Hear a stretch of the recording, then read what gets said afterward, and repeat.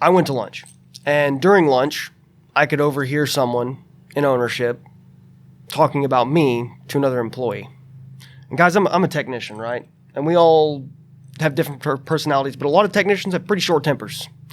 And when I heard criticism of me spoken to another employee rather than directly to me, I was pretty upset. I was pretty hot, right?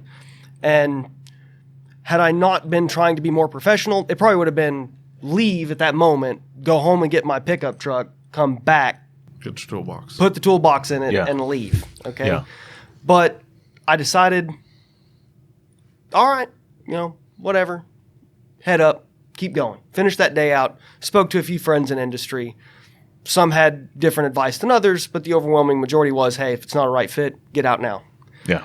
And the next day, I guess you'd count this as strike 4, we had a meeting with the whole shop in the beginning of the day where we discussed, and criticism of other employees was involved because other employees had, quote, made mistakes, and then criticism of me was involved.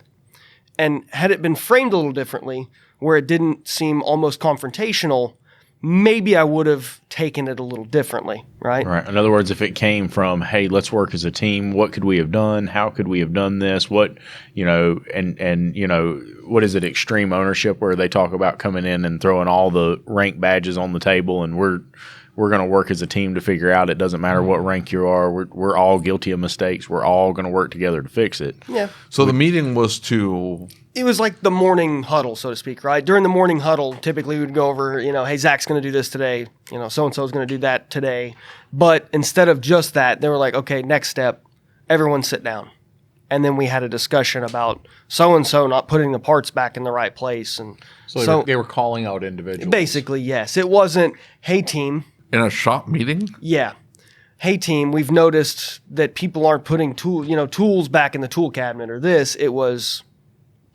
Joe Blow isn't doing this and Jane Doe isn't doing that. And oh, dude, that's rough. In a shop meeting? Yeah. And, it was at that point that I made the decision, it's over. Game over. We're done.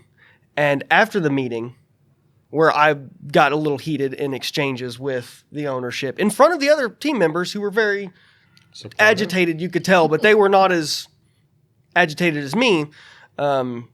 They were like, we'd like to speak with you. I said, excellent. Let's go have a discussion. And it was at that point that they let it be known that I wasn't meeting their expectations, and I let it be known to them that they weren't the shop for me. And I guess they considered that they fired me, and I considered that I quit, excuse my Arcanese. And I immediately left. That's and awesome. Arcanese. I went and got a trailer, and I was happy, loading my toolbox up at about 9:30 in the morning. And it was at that day that I decided no more turning wrenches. I'm done. If this is, quote, one of the better shops in my area, there's not a shop I want to work at.